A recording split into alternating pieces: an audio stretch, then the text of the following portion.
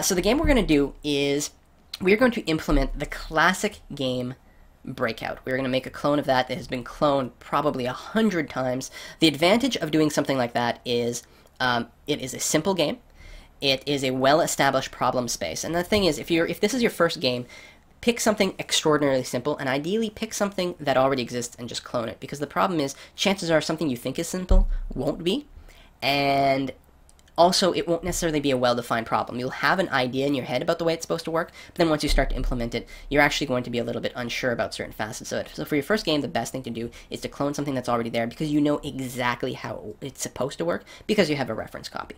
So this, as a tutorial, as a learning experience for yourself. And if you ever intend to release it, just make sure to have enough things that are different and unique, and that it's not a literal one-to-one clone, because no one wants copyright infringement. Being inspired is fine. So I'm going to go ahead and I'm going to delete both these objects, which I can do from this view by hitting delete. I'm going to delete the cube from here, and then I'm going to select the plane from my hierarchy, which is exactly the same thing. I'm going to delete that, and I'm also going to get rid of the directional light while I'm at it. So I've got a clean slate.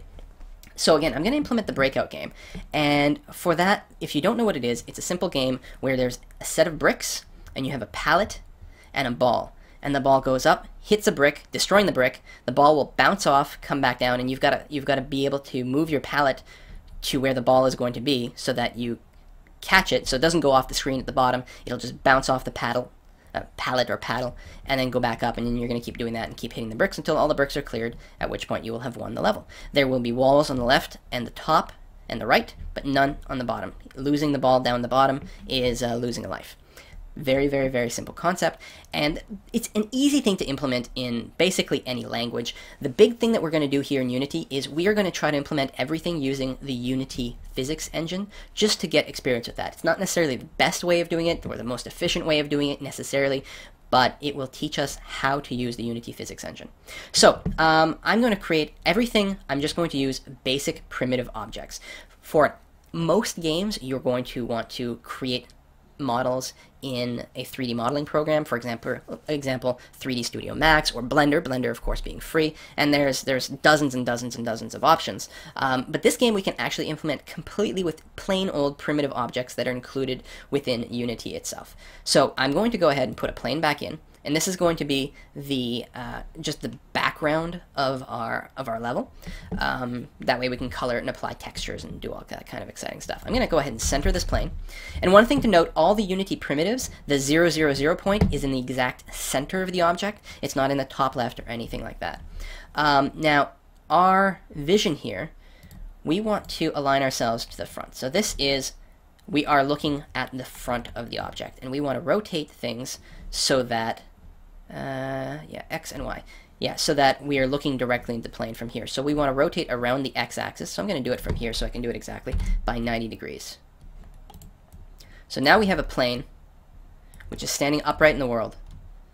And our camera is actually facing the back of it. So that's not what we want. So I'm going to, we got a couple of options. I can either move the camera to the other side, but that would mean giving the camera rotation. And alright, I'm going to accept that the 0, 0, 0 rotation is where we want, so I'm actually going to flip it at this point another 100, well, I suppose I could just go negative 90. There we are. So now the plane, notice that the plane is one-sided. Right, one side, you can see the mesh, one side is the other. If you've never worked in 3D, this is very, very common. Triangles generally just are rendered on one side for a variety of optimization reasons. You can often turn on double-sided materials, but usually that's a sign that something's kind of gone wrong. So if you ever have a mesh and you can't see it, it's probably because it's the wrong way around. So now we have our camera facing our background, which is great. It's not quite aligned because our camera is not at the center point, so we're going to do that. So it's centered X and Y, and that is fine. There will be one issue we're going to run into later with perspective and orthogonal cameras, and we'll come back to that. If you're worried about that aspect, don't worry, we'll take care of it. I'm also going to set up a light. I'm going to go ahead and actually put that directional light back in. Just so you know, directional light is basically like sunlight. It just has a direction. It's kind of infinite. A point light is like a lamp. It illuminates in a radius, a circle around itself. You can see an example of what's going on there, and you can see that it's got a clear radius here, in which we can change the range if we would like. And it's actually a very nice light. We might make use of it later on. Spotlight works exactly like you would imagine it works. You can see it creates a cone here. And then finally we have an area light. which is for softer shadow type area lighting. Again, this is a Unity Pro feature, so obviously we won't be using it at all today. I'm actually, you know what? I was going to use a directional light. I'm going to go ahead and use a point light because it might be slightly more appealing. I'm going to center it. And yeah, you can see here, if we were to set it to 0, it'd be right on the plane, and it wouldn't quite work out. We want to pull it back from the plane towards the camera, which actually means a negative on the z-axis.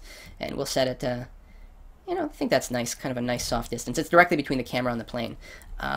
But it gives us, you know, just a little bit of a sense of physicality here. So let's leave that where it is. The next thing we need walls on the left, top, and right. And we're going to use a cube for that. Well, we're going to use 3 cubes.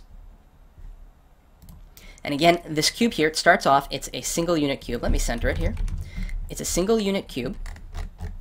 And the 0 point is in the exact middle of the cube, which is why it's kind of sticking out back there. And we're going to reach our first time when we have to ponder exactly how big should these objects be. It's a really, really good question. And for this, I'm going to say that my bricks are going to be slightly longer than they are tall. But that their height and sort of thickness are going to be about the same. And I'm just going to make the width of it too. So I'm going to double the X scale and say that that's going to be the size of my bricks. I don't like the fact that it sticks through the plane, so I could move the brick forward, but I think it's going to be a lot easier if my bricks are all aligned on the 0 for the z-axis. So instead what I'm going to do is I'm going to move the plane backwards by 1 unit. Oops, 0.5 units, I suppose. So it is a 1, by default, this came in as a 1 by 1 by 1 cube. I've made it a 2 by 1 by 1 cube. And so the middle point here, the offset from the middle to one edge is 0.5 meters, which that sort of thing will come up later. So at this point, we do have a brick, and then we realize, well, our backdrop's not really big enough. We're going to want to fit a lot more bricks on here. I don't know how many, but for right now, I think I'm going to, I've got to at least double the size of it. It's actually going to be in the Y, or the Z coordinate here. Probably we're going to need something much bigger than that, but we'll use that for now. And of course the view, it now encompasses the entire camera screen. So now you get to the problem where, well, I guess I can sort of wiggle it back and forth and try to pick the right one. But the thing with perspective cameras, you've got to think, they expand out and you sort of get a little bit of a fisheye effect. What we possibly want to do is actually change our camera. Instead of being a perspective camera, switch it to orthographic, which means it's basically just a cube projection. You're not going to get the sort of perspective 3D lines. Everything's going to be square and perfectly 2D. We're going to use a 3D engine here to simulate a 2D game by using an orthographic camera. And the size here is literally the size of our viewport, which I guess is going to be 10. Yeah, looks like that's perfect. Our plane right now is basically a 10 by 10 span, and the fact that it's not quite square is sort of screwing it up. The projection is based on the height, but unless we are looking at it with a window that's narrower than it is tall, and no monitors like that by default, we are going to get to see our entire play field, and we are going to mostly play in this sort of orthographic view. We're basically making a 2D game despite the fact that we're in a 3D engine.